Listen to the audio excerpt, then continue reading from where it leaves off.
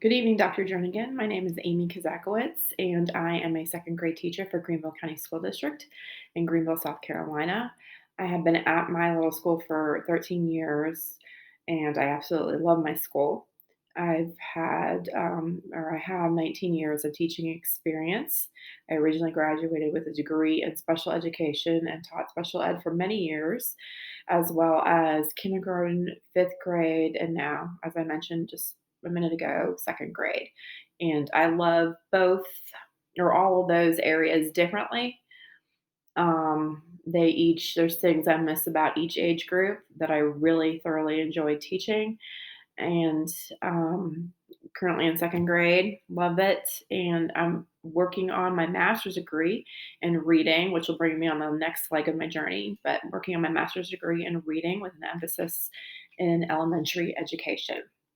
So here we are with tonight's assignment. I wanted to start off by discussing the five components of reading, which are phonics, phonemic awareness, vocabulary, fluency, and reading comprehension. Phonics is the mapping out of sounds and words in written letters, and it is one of the earliest skills to acquire. Phonemic awareness is the ability to hear, identify, and manipulate individual sounds. And it is one of the most fundamental skills that children need to acquire. The next is vocabulary. The more words that we know, the better readers we are and the better writers we are, or become, I should say. The better writers we become. The larger the child's or our students' speaking vocabulary and listening vocabulary is, the more words they'll be able to add to their reading and understanding and to their writing vocabulary. Fluency is the accuracy, speed, and expression while we read. A child's reading fluency is based on how strong their phonics and decoding skills are. Fluency also affects reading comprehension because if we're struggling with our fluency and decoding words, then we're really not comprehending. We're working so hard at that we're really not comprehending the text. We're not comprehending what we're reading. Reading comprehension is a complex skill that takes time and practice to fully develop.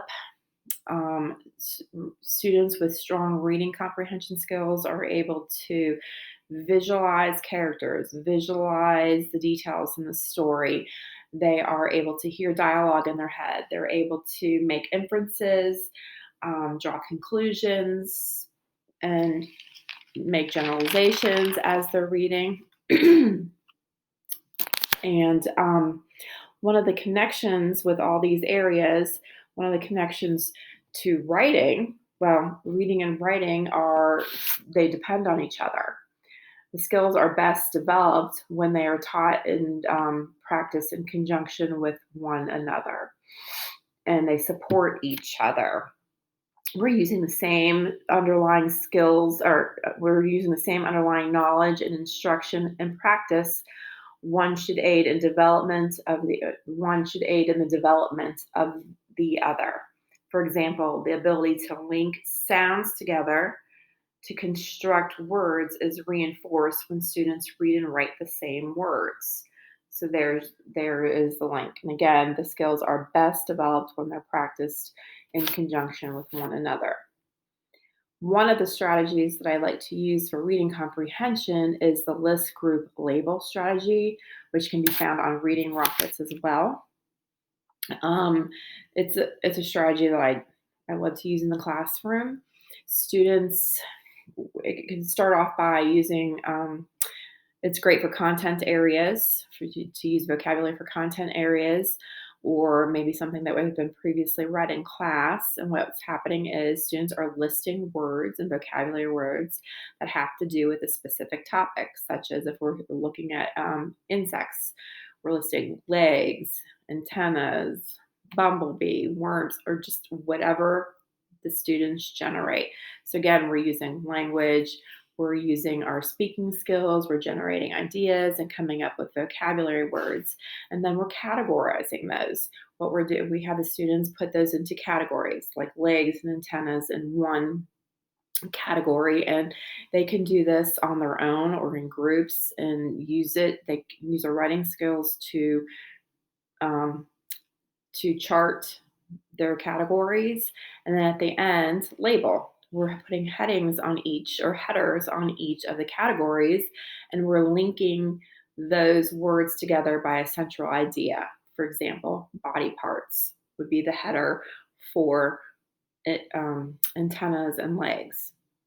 So, this is a great way to build on our vocabulary skills, which then builds on our comprehension skills because the children are now understanding the relationship these words have together.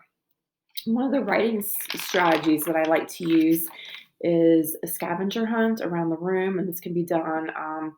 Sometimes I like to use it during that filler time, like after lunch, and we all come back to the room. I'll say, grab your notebooks, which have been previously, um, they're previously alphabetized. There's a letter for on each page, and the students record their words on each page. So what we're doing is I'll say, go find 10 new words that you've never seen before or you've never written before and you don't understand, or write those words down. So they do that. They're able to later on refer to those, the word bank or the portable word wall, and use those words in their writing. So that's a great way of them learning to identify words, write the words down, and then use it later on in their writing activities, whatever it may be in their independent writing time. They can refer to that. The importance of assessment and progress monitoring, um, the importance of that is because it provides data for the teacher, data to drive instruction, data to support lessons, and it just gives you, it could be for data for the whole class, or it could be just on an individual student or for an individual student. And one way to practice progress monitoring is, or tracking the progress, is just observation, interaction with each student, and then taking anecdotal notes on those. It could be reading logs, like time spent reading, or the amount that each student can log that they read, like 2 pages, 2 chapters, read a book today, whatever it is. And that could give the teacher some idea on how the student's reading independently and what they're struggling with. Quiz scores, um, the mastery of objectives. I love to use whiteboards in the classroom just as a quick informal assessment where the students are writing answers down on the boards, holding them up, and I can quickly gaze and just across the room and say, yes, yes, no, no, no, yes, yes, yes. And they can then correct and go back and try to come up with the right answer. That's a quick way to do some kind of tracking of progress in the classroom. And then finally, one, or not, I shouldn't say finally, one of the online reading resources that is available for teachers and students is the reading and writing resources. And that is found on education.com. There are a lot of games for students to play. It has each grade level, so students can play and learn by grade level.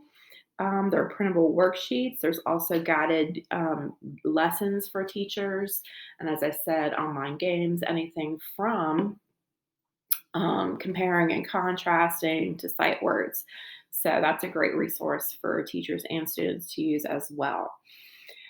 Finally, that the literacy specialist can help out the classroom teacher is just to be present in the classroom.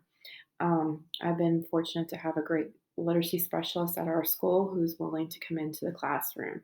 I would like to offer teachers that similar type of support. Maybe it's just teaching the guided reading group, or doing an interactive read aloud, or a shared writing activity. Those type of things to help out within the classroom. Maybe it's just observing a particular student in the classroom and then giving the teacher some suggestions as to how to help that student, or maybe it's just observing the whole class or lesson. Another way would be to also provide resources, perhaps books for the teacher, books for the students. Those are another ways, helping the teacher benchmark in the beginning of the year, and then helping her put the students in groups by skills or levels of reading. So those are just several ways that a literacy specialist can provide support for the classroom teacher. With that, thank you very much, and that is the conclusion of this presentation. Thank you.